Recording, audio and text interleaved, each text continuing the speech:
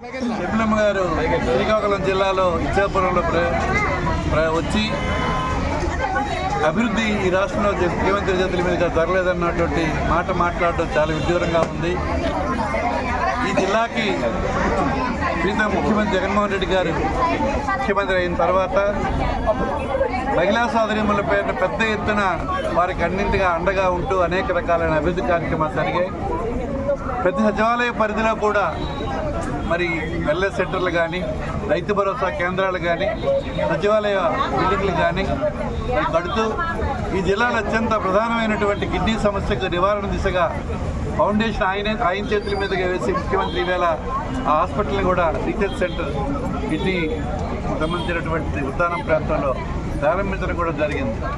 మరి శర్మిలమ్మ పక్కగా వెళ్ళారు ఇచ్చాపురం, చూస్తే అక్కడ కనిపించేది అది వాటర్ గ్రిడ్ ద్వారా 700 కోట్ల రూపాయలతో వంశారా నీరుని తీసుకువెళ్ళి ప్యూరిఫైడ్ డ్రింకింగ్ వాటర్ అక్కడ ప్రజలకు అందించి కిడ్నీ వ్యాధి నివారణకు ఉపయోగించినటువంటి వైనం మరి శర్మిలమ్మ గారికి తెలియకపోతే తెలుసుకోవాలి.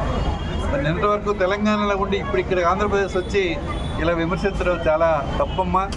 నువ్వు చిన్నపిల్లవి, ఇంకా నువ్వు చాలా ఎదగాలి, పెద్ద అవ్వాలి. నువ్వు సరైనటువంటి త్రోవలు నడలేదని అనుకుంటున్నాను. మరి అదే కాకుండా ఈ పక్కనే ఉన్నటువంటి టెక్కలిలో నువ్వు అక్కడ దాటి నెక్స్ట్ వస్తే టెక్కలి నియోజకవర్గం వస్తుంది.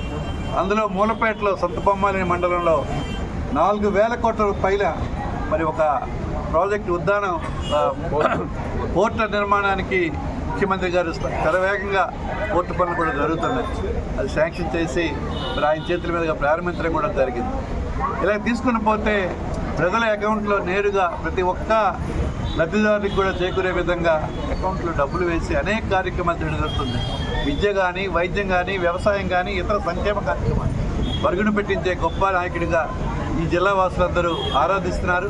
అదే యావత్ రాష్ట్రంలో కూడా ప్రజలు ఆయన పాలన కోసం ఎదురు చూస్తున్నారు. 32 లక్షల ఇళ్ల పట్టాలు ఈ రాష్ట్రంలో ఇచ్చినారు. ప్రతి గ్రామంలో కూడా ఇళ్ల పట్టాలు పేదలైనటువంటి మహిళా సోదరీమణుల పేర్ల ఇళ్ల పట్టాలు ఇచ్చి ఇల్లు కట్టడానికి ప్రారంభించారు. ఇప్పటికే అనేక ఇళ్ల గృహప్రవేశాలు కూడా జరిగాయి. నువ్వు అభివృద్ధి ఎక్కడ వస్తుందో చూసామంటే రామ్మానికి తీసుకెళ్తాను, తప్పకుండా అభివృద్ధిని చూపిస్తాను.